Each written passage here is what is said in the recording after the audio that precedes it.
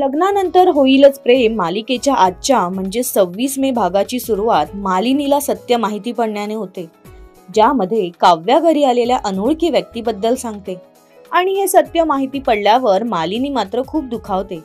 नंदिनीच्या या अवस्थेचा पूर्ण दोष काव्याला देते, तर दुसरीकडे दीपक नंदिनीचा मृत्यू झाला असेल या विचारात असतो आणि घरात सगळी दीपकच्या विरोधात तक्रार करण्याचा विचार करतात।